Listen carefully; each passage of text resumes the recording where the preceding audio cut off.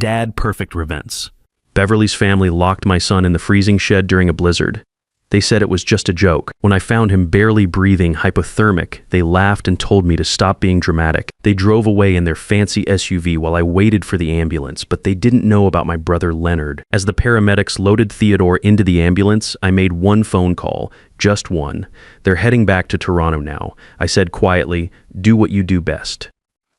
My name is Victor, I'm 67 years old, and I spent 35 years teaching high school history in Thunder Bay before I retired.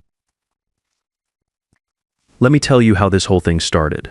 The Whitfield place up in Muskoka smelled like pine and wood smoke that December evening. To everyone else, it probably seemed like the perfect winter getaway. But I've learned to read situations differently over my years. Under that nice fireplace smell, I caught something else, something that didn't sit right with me. I was sitting in this old rocking chair on the porch, watching through the frosty windows as my son Theodore helped his wife Beverly's family unload groceries from their cars. 3 black Range Rovers lined up in the snow-covered driveway like they were showing off. The Whitfields never did anything small. My son was moving fast, trying to please everyone, carrying twice as many bags as anyone else. His laugh was too loud, too forced, whenever his father-in-law made one of those cutting remarks. I knew that laugh. It was the same one I used to hear from his mother when she was trying to keep the peace at family get-togethers. Theodore got that gentle nature from her that need to make everyone happy. Broke my heart to watch him try so hard. The Whitfield cottage wasn't really a cottage. It was this massive glass and cedar house sitting on its own peninsula that stuck out into Lake Muskoka. Roger Whitfield had made his money in commercial real estate, and he made sure everyone knew it. The place had 7 bedrooms, a home theater, and a wine cellar. Even the boathouse was bigger than the home I'd raised Theodore in back in Thunder Bay. I only came to these things for my son. Every holiday he'd call me with that hopeful voice. "Dad, please come. Beverly's family really wants to get to know you better. It would mean so much to me." What he really meant was he needed someone in his corner, someone who saw what was happening behind all those polite smiles and expensive wine. Roger Whitfield was holding court in the great room when I went inside. He was a big guy, not tall but wide, with the kind of presence that sucked up all the air in a room. His son Stanley stood next to him like some kind of bodyguard. They had the same cold eyes, the same way of looking at people like they were calculating how much money you were worth. "Victor." Roger's voice boomed across the room. "Come join us for a drink. We're having the good scotch tonight." I walked over slow. My bad knee always acted up in cold weather. "Thank you, Roger. Don't mind if I do." "Teddy boy here was just telling us about his little promotion," Roger said, swirling that amber liquid in his crystal glass. "Assistant manager at the hardware store. Isn't that something? The way he said it made it sound pathetic." My son had worked at Whitfield's Hardware for 8 years, had turned the Thunder Bay location into their best-performing store. But to Roger, he'd always be Teddy Boy, the working guy who somehow convinced Beverly to marry him. "Theodore's done great work," I said, keeping my voice steady. "That store's profits have doubled since he took over." Roger waved his hand like he was brushing away a fly. Numbers on a spreadsheet. Anyone can move numbers around. Real business is about vision, about taking risks. He looked at Theodore like he felt sorry for him. "Maybe someday you'll understand that, Teddy." My son just nodded and smiled, but I saw his jaw get tight. I saw the way his hand shook a little when he lifted his drink. Beverly came over and slipped her arm through Theodore's for a second. I thought she might stick up for him. Instead, she said, "Daddy's right, honey.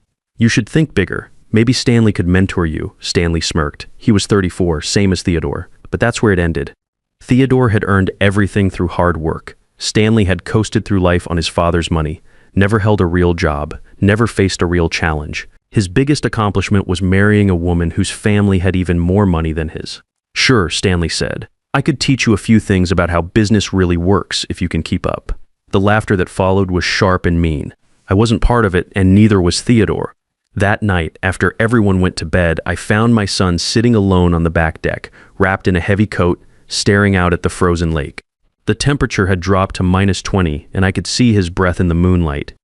"You should come inside," I said, sitting down next to him. "You'll freeze out here." Theodore didn't move. "Remember when I was a kid and we used to go ice fishing on Lake Nipigon?" "Sure. You hated putting the worms on the hook." He laughed, but there was no joy in it. Those were good times, simple times.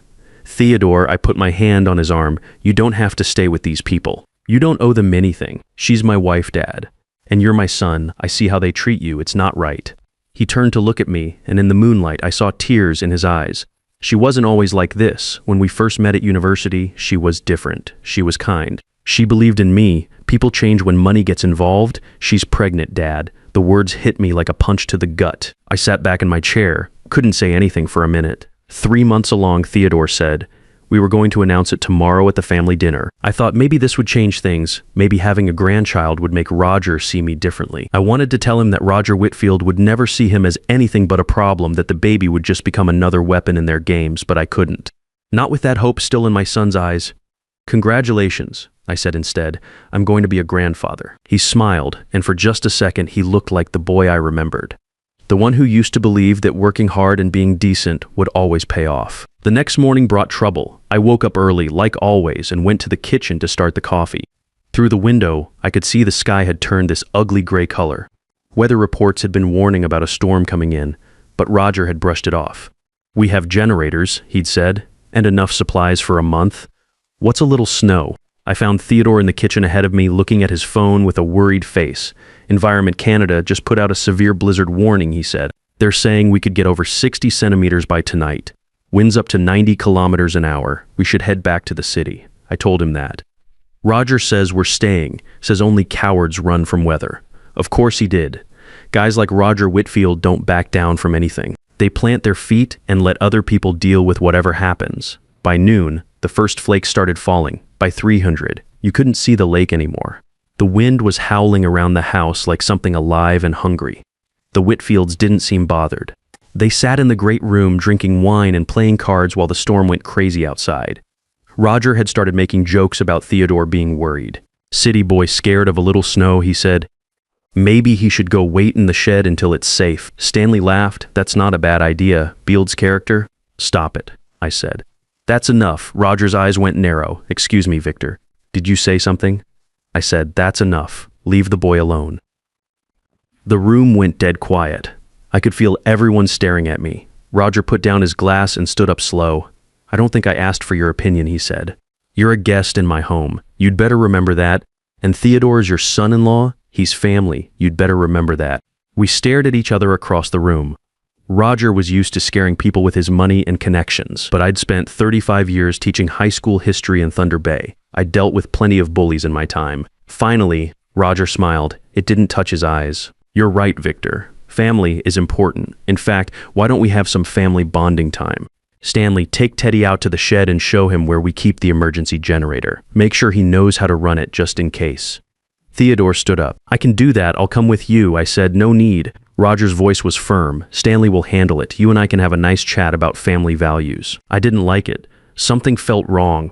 But Theodore was already putting on his coat, following Stanley out the back door into that white hell outside. 20 minutes went by, then 30. Roger kept me busy with small talk, filling up my drink, asking about my retirement plans, but I kept looking at the door. They're taking too long, I finally said. Relax. They're probably having fun out there, guy stuff. 45 minutes an hour. I stood up. I'm going to check on them. Sit down, Victor. I'm going to check on my son. I pushed through the back door and got hit by a wall of wind and snow. The cold was like a slap in the face, even through my heavy coat. I couldn't see 3 feet ahead, but I knew which way the shed was, and I started walking. It took me 10 minutes to find it.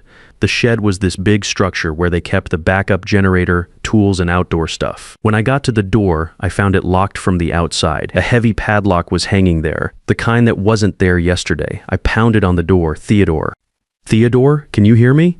A weak voice came from inside, shaking. Dad? Dad, I'm in here. They locked me in. It's so cold. I pulled at that lock with everything I had, but it wouldn't move. The shed wasn't heated. In this weather, with temperatures way below -30 with the wind, hypothermia could kill you in an hour. Hold on, son. I'm getting you out. I fought my way back to the house, the wind trying to knock me down every step. When I burst through the door covered in snow, Roger and Stanley were sitting calm by the fire. Beverly was there too, with this blank look on her face. Where's the key? I demanded. Roger raised an eyebrow. Key to what? Don't mess with me. My son is locked in that shed. He's freezing. Give me the key. Stanley laughed. It's just a joke, old man. He'll be fine. A little cold builds character. He could die out there. Drama queen, Roger said. Just like his father. We'll let him out in a bit, let him cool off. Literally, I looked at Beverly. Your husband is in danger. Doesn't that mean anything to you? She wouldn't look at me. Daddy knows what he's doing. That's when I understood everything. This wasn't some spur of the moment thing. This was planned. They wanted to break my son to put him in his place. The pregnancy must have scared them somehow. Maybe they were afraid Theodore would stand up for himself as the father of their grandchild. Maybe they just couldn't stand the thought of someone they looked down on being part of their family forever. I pulled out my phone. No signal. The storm had knocked out the cell towers. The landline, I said. Where's the landline? Roger's smile got wider. Disconnected it yesterday. Didn't want any interruptions during our family time. I didn't waste any more words. I went to the garage, found a pair of bolt cutters, and fought my way back through the storm to the shed. When I finally got the door open, I found Theodore curled up in a corner, barely awake. His lips were blue. His breathing was slow and shallow. I pulled off my coat and wrapped it around him. Then I half-carried, half-dragged him back to the house. The Whitfields just watched as I laid him on the couch by the fire. Only when I pulled out my satellite phone, the one I always carry when I go to remote places, did Roger's face change. 911, I need an ambulance. Life-threatening hypothermia. The dispatcher told me it would be hard to get anyone through the storm, but they'd try. They told me to keep him warm, watch his breathing, look for signs of his heart acting up. I did everything they said. For 3 hours, I sat with my son while the people who'd tried to kill him watched from across the room. The ambulance finally made it at midnight. The paramedics had to use snowmobiles for the last kilometer. They worked on Theodore for 20 minutes before loading him onto a stretcher. He's going to make it, one of them told me. You found him just in time. Another hour and we'd be talking about something else entirely. As they carried him out, I heard Stanley mutter to his father. This is ridiculous. It was just a prank. I stopped. I turned around. I looked at Roger Whitfield, at that smug face, at the complete lack of regret in his eyes. Then I pulled out my phone and made a call. Leonard, I said quietly, walking away from the group. It's Victor. Silence on the other end. Then my brother's voice, rough from sleep. Vix, do you know what time it is? They tried to kill Theodore, the Whitfields. They locked him in a shed during a blizzard, left him to freeze. More silence. I could hear Leonard breathing, could almost hear his brain working. Where are they now? Heading back to Toronto once the road's clear. I understand. Do what you do best. I hung up and got in the ambulance with my son. I hadn't talked to my brother in 3 years. Not since he'd retired from his job as an insurance investigator under circumstances that were never fully explained. Leonard had spent 32 years investigating insurance fraud, working his way up to head one of the most effective financial crime units in Canadian law enforcement. He'd exposed crooked contractors, dirty lawyers, and fraudulent claims worth millions. But somewhere along the way, his methods became unconventional. The official story was that he'd burned out, took early retirement, moved to a cabin in rural Nova Scotia to fish and read books. The real story was different. Leonard had found evidence of a massive insurance fraud network that went all the way to the top levels of business and government. When he tried to expose it, he got shut down, forced out. They destroyed his career, his reputation, his marriage. But they couldn't destroy what he knew, and they couldn't destroy the network of contacts he'd built over 3 decades. My brother was a patient man. He'd been waiting for the right chance to use what he knew. I'd just given it to him. Theodore was admitted to the ICU at Huntsville Hospital. The doctor said it was severe hypothermia that had stressed his heart. He needed at least a week of monitoring, but he would live. I sat in that uncomfortable plastic chair next to his bed and watched him sleep. His face was pale, but his breathing had gotten steady. The monitors beeped their reassuring rhythm. When he finally woke up late the next afternoon, his first words were, "The baby. Is the baby okay?" I'd forgotten. In all the chaos, I'd completely forgotten about the pregnancy. Beverly should be checked. Theodore mumbled, "The stress. Please, Dad." I made the call. The nurse told me that everyone had left that morning as soon as the roads were cleared. They hadn't asked about Theodore. They hadn't left any message. I didn't tell my son that, not yet. Everything's fine. I said, "You just focus on getting better." He closed his eyes and I saw a tear roll down his cheek. The next 3 days went by slow. I barely left Theodore's side. On the 4th day, my phone rang, a number I didn't recognize. "Vic," Leonard's voice was calm, controlled. "You should turn on the news." I found a TV in the waiting room and switched to CBC News Network. The anchor was in the middle of a breaking story. Developing news this hour. Toronto real estate magnate Roger Whitfield and his son Stanley Whitfield have been arrested in connection with allegations of fraud, money laundering, and tax evasion. Sources say the investigation stems from financial irregularities in Whitfield Development Corporation dating back over 15 years. I sat down hard in one of those plastic chairs. Roger Whitfield built his real estate empire in the late 1990s and early 2000s. The anchor continued. but questions have long surrounded the source of his initial capital and his connections to several offshore investment funds. Tonight, those questions may finally have answers. The screen showed footage of Roger being led out of his Toronto mansion in handcuffs. His face was pure fury and disbelief. Behind him, Stanley was being walked to a separate car, looking like a scared kid. My phone buzzed, a text from Leonard. That's just the beginning. Call me when you can talk privately. I found a quiet corner of the hospital and called my brother. How did you do this so fast? I asked. Leonard laughed. It was a sound I hadn't heard in years. I didn't do anything, Vic. I just made a few phone calls. Reminded some people of information they'd rather keep buried. Pointed some journalists in the right direction. What did you find?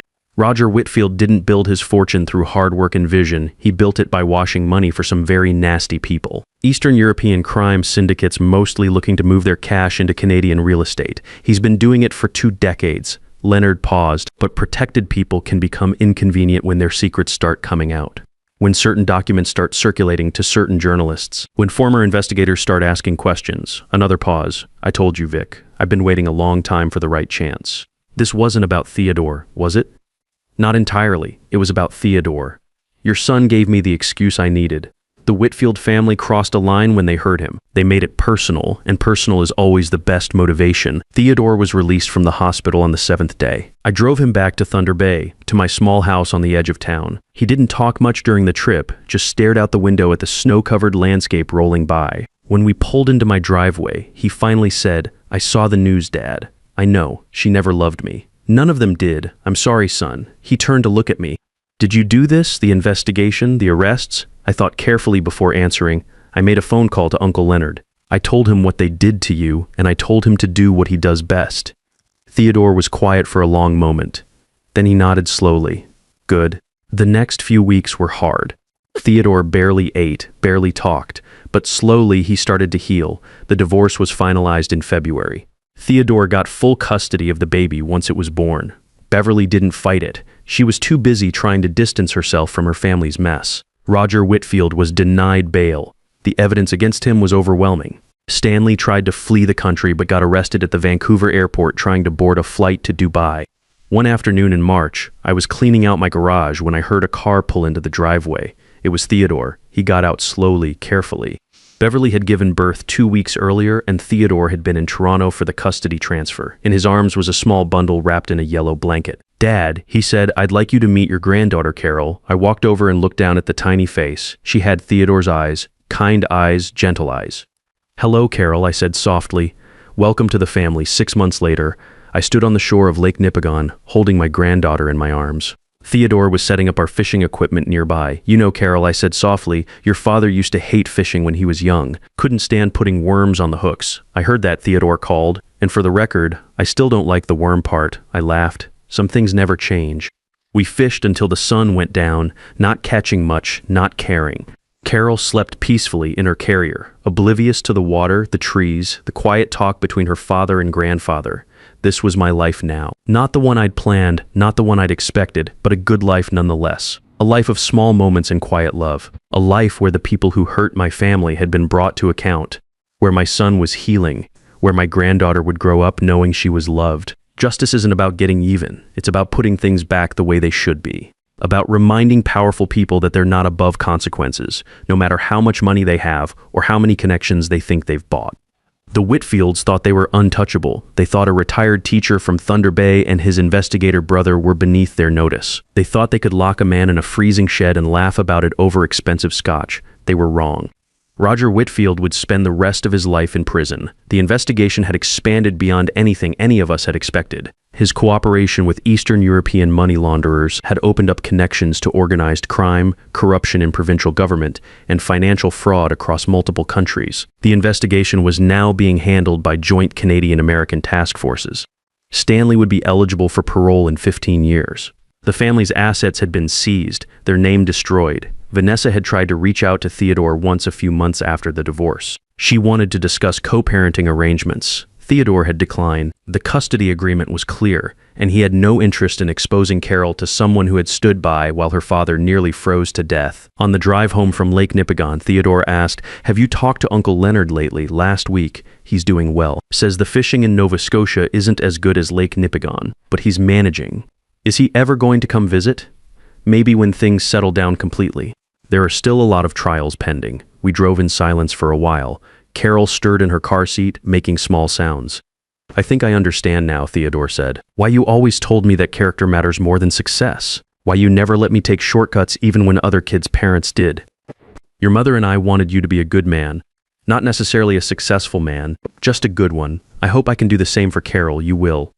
I've never doubted that, and that's the story of how I made one phone call that brought down an empire. Not because I wanted revenge, but because I wanted my son to know that his father would always protect him. Always. Sometimes the most powerful weapon against bullies isn't anger or violence, it's patience, and the right phone call to someone who's been waiting for justice. Family isn't just about blood or marriage vows, it's about who shows up when you're locked in a freezing shed and who walks away laughing.